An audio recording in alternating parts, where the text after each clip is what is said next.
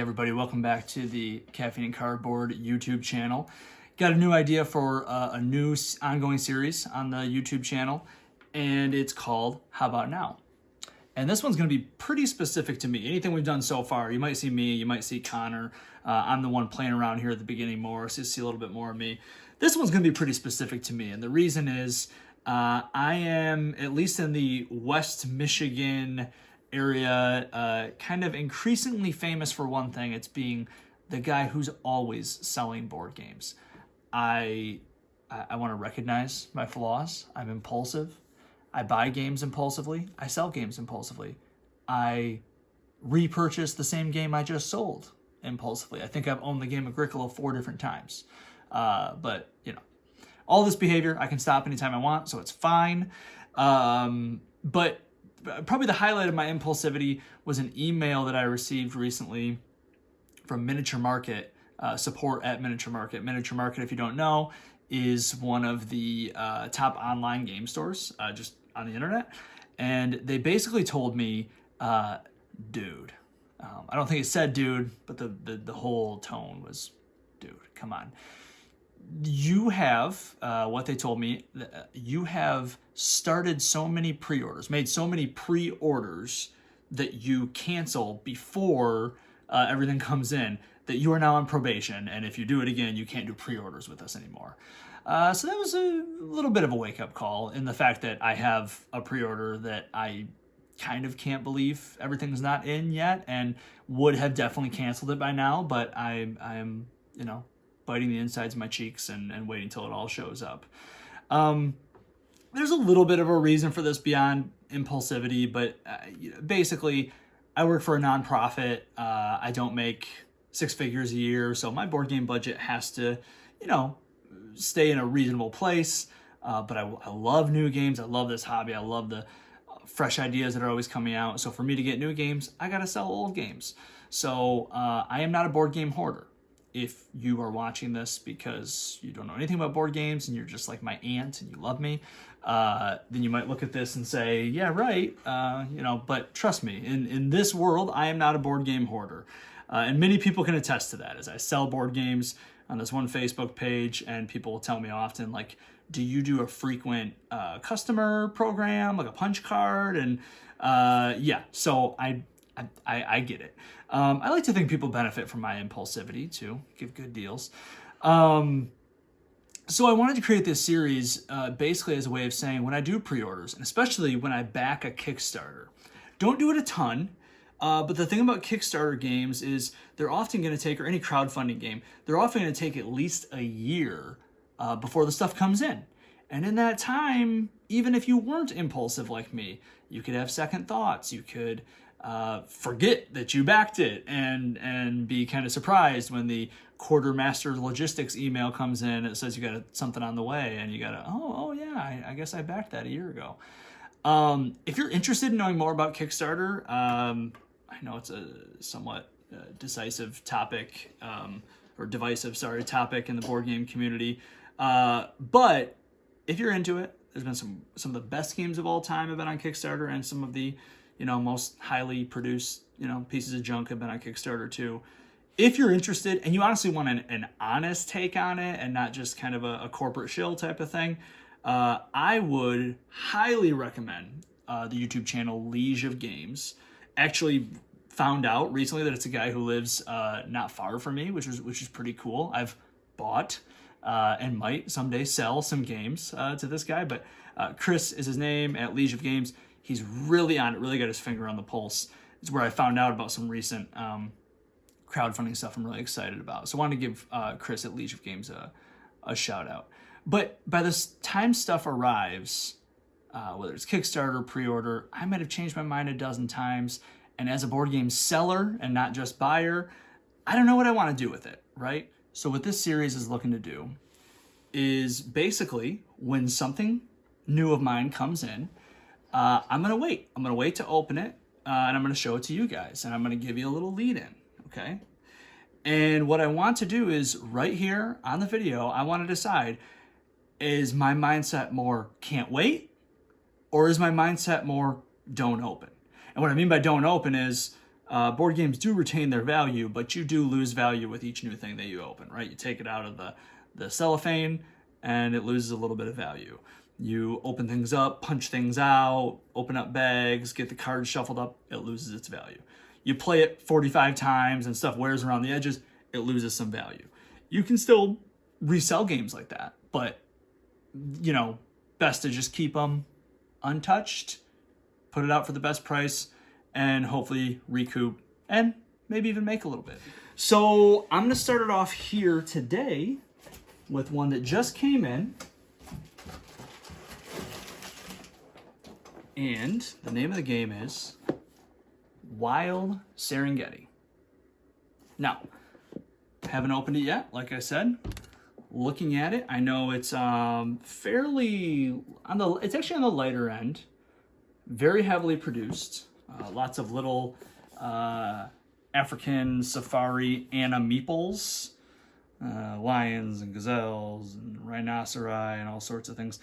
I believe, at least there better be, because I paid for it, some Kickstarter exclusives in here of different animals and things like that. This game will be available retail, but I've got some extra little fun stuff in here.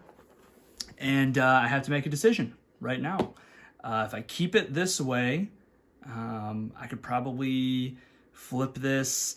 I don't know. I might ask for MSRP, maybe $50 or something. Mention that, hey, there's Kickstarter exclusive stuff here you're not going to find at your local game store, most likely. It's fun. It's family weight. I would be able to sell this game, absolutely. But when I backed it a year ago, the theme was big to me. If you've listened to our podcast, we did a top 6 on themes that we enjoy, and it's been a little while, but I think my number 1 was a naturalist theme. So animals, plants, wildlife is really cool. And I thought this was something that my wife would really engage with. She took a trip to Africa when she was in high school that was really meaningful to her. And the gameplay seems pretty snappy, pretty fun. I do have to do some more probably looks at the videos, but if I haven't made it clear already, I can't wait. I'm going to keep this. I'm excited for this. Bad Comet, not super familiar with their games. The Kickstarter campaign was fun. Their engagement with their their backers and their fans. I'm going to keep this thing. So when I keep something, I will give you a brief unboxing. Nothing too crazy. So yeah, if I land on can't wait, Wild Serengeti, can't wait, then I will unbox with you as I'm about to do, talk about what excites me, and maybe talk about who I'm looking forward to playing this with first. And if in the future I land on don't open, then I don't know. I'll start the bidding, maybe. I don't know. I'll figure something out, but I will set it off to the side. So I'm going to take a little second to change my setup here, and let's look at what's inside the box. Okay, so we landed on can't wait. I am pretty excited for this one, which, by the way, doesn't mean that I'll never sell it, but I have high hopes for this one. We're big fans of Everdell, Wingspan. This feels like it's going to kind of have that same sort of niche type of thing. Could catch the eye of a newcomer who's maybe interested by the theme. So looking forward to it. And it'll have a gameplay that won't be too overwhelming for them either. So I'm going to bust into this bad boy. If I'm remembering it correctly, I don't know if it was Bad Comet themselves who did it or if they just kind of posted it. It was part of one of their Kickstarter updates near the end. I don't want to offend anyone, but I don't really understand ASMR. I mean, I get it. I get what's happening there. Maybe what I mean to say is that it kind of creeps me out. I don't think I'm alone in that, but listen, far be it for me to offend the ASMR community. Not looking to do that. But their unboxing video was just really crackly and almost some hushed whispers in the background. I felt like I was doing something I shouldn't have been by watching that video, I guess is what I'm trying to say. So, other than the box fart you just heard, and then me dropping the lid there, I'm going to try to not have it. Guys, okay, I'll pause. I know it's called Caffeine and Cardboard, but I feel like I sound a little stimulated right now. The smell of a brand new board game. Anybody? Anybody? This is, it's got that, in case you're wondering. So, you know, the manual. I know a lot of unboxing videos spend a lot of time here. If you're anything like me, you are definitely going to watch a YouTube video to learn to play the game. And here, I'll clear out a little bit of space. Got the board. Double-sided board. Score tracker around the outside. Not going to do a how to play right now or anything, but different symbols, you know, has to do with your scoring cards and things like that.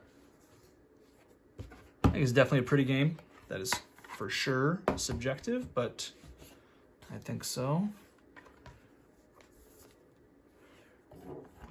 This is kind of your worker placement board. I think I remember it having an interesting little worker placement deal. I won't sit and punch all this. Somebody gave me a great idea. If you haven't watched our videos on Caffeine and Cardboard Goes to Preschool, I'm just kind of trying to get my 4-year-old Wyatt into games a little bit. Ask some questions on Board Game Geek about that.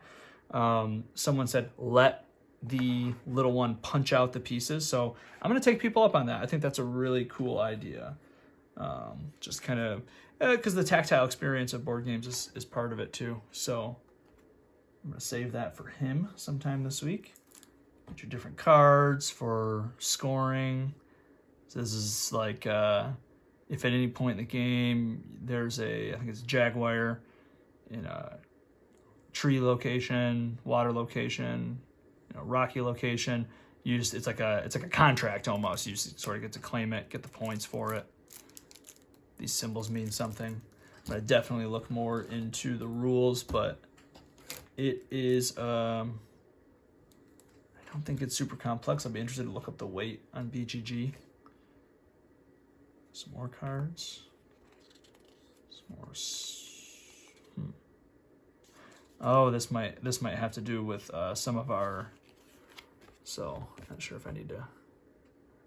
This will probably have to do with some of the Kickstarter exclusive stuff. And then, oh, look at that. Nice cloth bag with a zebra on it. So, yeah, I'm definitely excited for this. Like I said, best for last has got to be these big, chunky Anna meeples. Good stuff.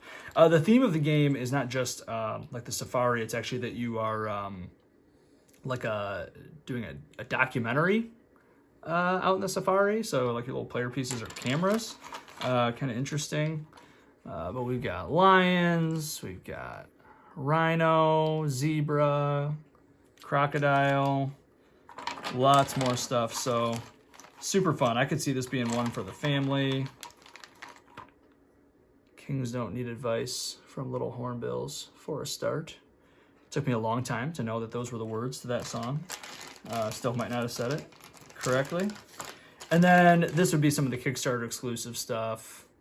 Little warthog, slippery snake, all this good stuff. Hippo, gotta love a hippo. I could be the 1,000th person in your life to tell you that they're actually dangerous, but I'll skip all that. And then like some little score pieces, it looks like. Pretty cool, pretty excited. I'll come back around, finish it off, talking about what excites me about this and who I am looking forward to playing it with. All right, so how about now? Wild Serengeti, I still feel really good. Can't wait. This one did surprise me a little bit. Of all the games that I backed over the last year or pre-ordered, this one was maybe more on that impulsive side. Oh, that looks fun. That should be, you know, let me give it a shot. I think it was $50 maybe to back it. I'd have to look that up. But you know, for what it could be, you know, a fun kind of family weight game, big chunky animals, engaging theme, I thought, let's give it a try. Had some good, you know, had some money in the board game budget. And it did catch me by surprise. Oh yeah, I'm getting that one coming in. But I'm happy about it. Happy about these little guys. Look like fun. Jaguars, stuff like that. I think this will be a game that I could probably, maybe pull out with gamers, but this will probably be more, as we talk about with Wingspan a lot, that intermediate type of gamer. They're okay with sitting down, thinking, spending an hour or so on a board game, but they don't want anything too crazy. They want to have some fun more than anything else.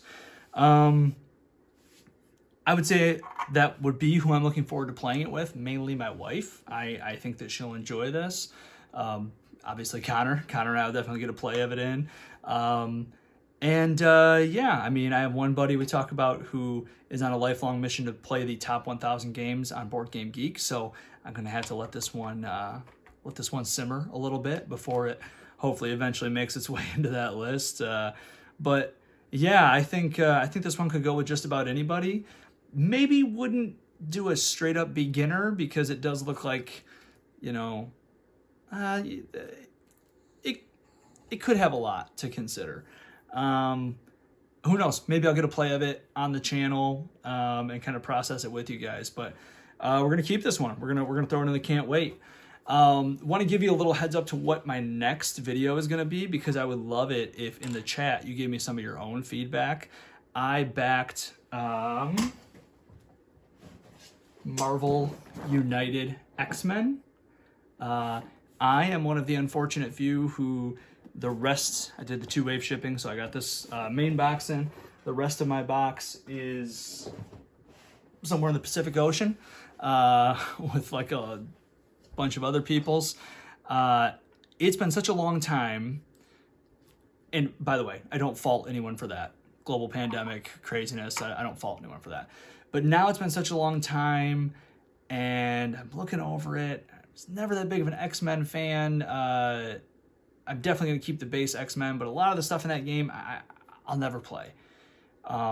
There's so many different boxes that come in that.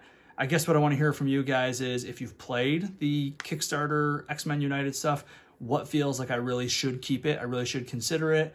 What do you maybe consider... if you want to keep that one not open and probably just sell it, maybe you're doing yourself a favor. I know it's subjective, I know it's your opinion, but I'd love to hear from you guys. So X-Men United Kickstarter stuff, let me know what you think about that one, and that'll be my next video in this series. So thanks guys, Wild Serengeti. If anyone else has played it, let me know what you think. Personally, can't wait. I'm sorry, ASMR lovers. Please like and subscribe.